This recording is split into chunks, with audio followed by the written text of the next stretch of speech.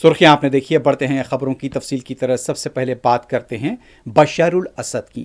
बशरुल असद रूस के शहर मॉस्को पहुंच गए हैं। रूस की वजारत खारजा की तरफ से इस बात की तस्दीक की गई है।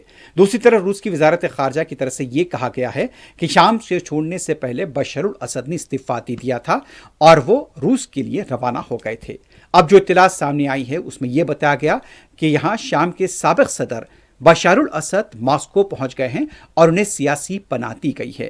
गुज़िश्ता रोज सुबह से यह क़यासाराइयां जारी थी कि बशरुल असद के वेराबॉट्स यानी कि उनका हशर कहाँ है और वो कहाँ पर हैं। इस दौरान ये इत्तला मिली थी कि एक तैयारा जिसमें बशरुल असद सवार थे वो हादसे का शिकार हुआ है, लेकिन वो तमाम इत्तलात गलत साबित हुई हैं और बशर असद के बारे में रात देर गई ये इत्तला आई कि वो मॉस्को पहुंच गए हैं। वाज़ेह है कि बागी ग्रुपों की तरफ से गुज़िश्ता रोज सुबह यहां पर हमा के बाद दमिश्क के दरवाजे पर दस्तक दी गई थी और फिर दमिश्क पर पूरा कंट्रोल बागियों का हो गया था। उसके बाद शाम के कई इलाकों से जश्न की इत्तलात मिली थी, यहां तक कि बशर असद के महल तक भी लोग पहुंच गए थे। अब जो ताज़ा इत्तलात बशरुल असद को लेकर आ रही है कि वो ये है कि बशरुल असद मॉस्को पहुंच गए हैं। इस दौरान कनाडा की तरफ से ये मुतालबा किया जा रहा है कि बशरुल असद के खिलाफ जंगी जराइम की आलमी अदालत में मुकदमा चलाया जाना चाहिए।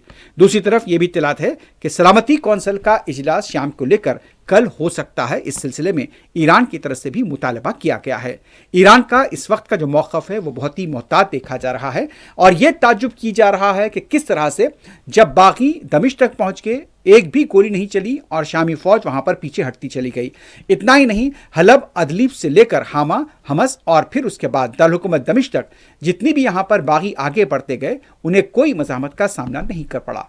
और तो ये बात सवाल पैदा कर रही है कि आखिर फौज इस तरह से इतना जल्दी हथियार क्यों डालने पर मजबूर हुई।